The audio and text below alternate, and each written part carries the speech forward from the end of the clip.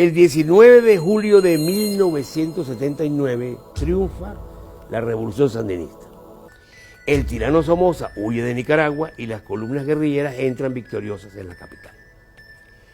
Mientras el pueblo celebra el fin de la dictadura, en Washington, el gobierno estadounidense convoca a los exilados no sandinistas a reuniones en el Departamento de Estado con el fin de organizar la oposición política al nuevo gobierno.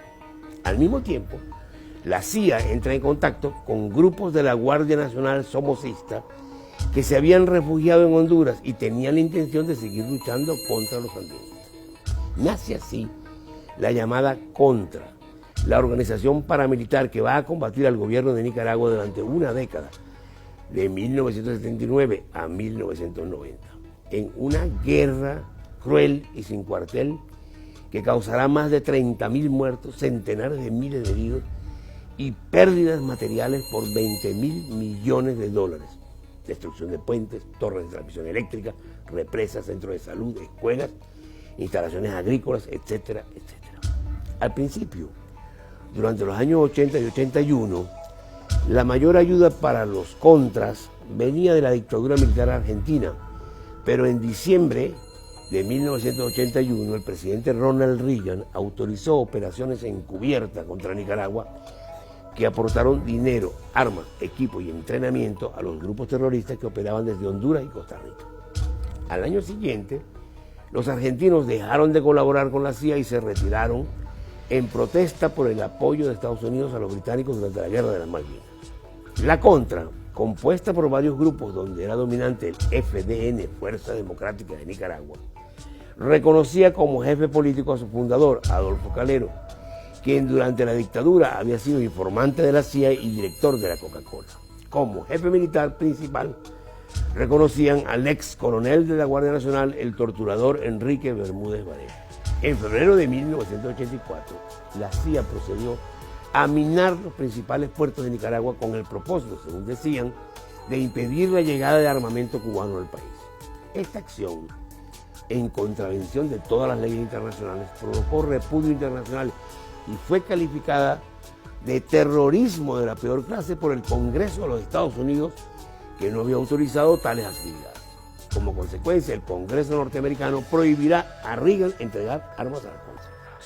La prohibición de usar fondos federales para armar a la contrarrevolución nicaragüense llevará a la CIA y a los servicios especiales del Pentágono a poner en marcha lo que terminará llamándose el Irán Contras, una operación de venta de armas a Irán para usar el dinero obtenido, unos 47 millones de dólares, en compra de armamento y equipo para la contrarrevolución nicaragüense. En total, desde el 82 al 90, los Estados Unidos gastaron en el apoyo a la contra nicaragüense más de 300 millones de dólares, mientras bloqueaban y presionaban al gobierno sandinista, impidiendo la ayuda de otros países y de organismos e instituciones internacionales. No solo el pueblo nicaragüense resultó gravemente perjudicado por el Irán Contra. Parte del dinero entregado a los mercenarios fue usado con la ayuda de la CIA para enviar cocaína desde Colombia y México a los Estados Unidos por un beneficio de más de 1.000 millones de dólares, dando origen a la epidemia del crack o piedra que devastó las ciudades norteamericanas. Se llegaron a vender 3 millones de dólares de crack en un solo día.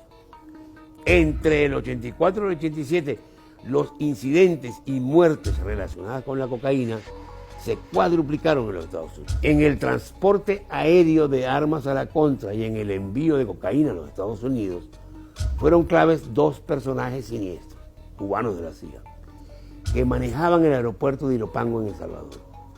El torturador Félix Rodríguez, asesino de Che Guevara en Bolivia en el 17, y Luis Posada Carriles, autor de la voladura del vuelo 455 de la Compañía Cubana de Aviación en Barbados. Del 84 al 88, la Contra ejecutó unas 1.300 acciones puramente terroristas y crímenes de guerra con el fin de amedrentar a la población y dañar una economía que ya estaba frágil por el bloqueo de los Estados Unidos. Torturas, ejecuciones, degüellos, decapitaciones, saqueos, quema, envenenamiento de cosechas, violaciones y destrucción de infraestructura eran su moneda corriente.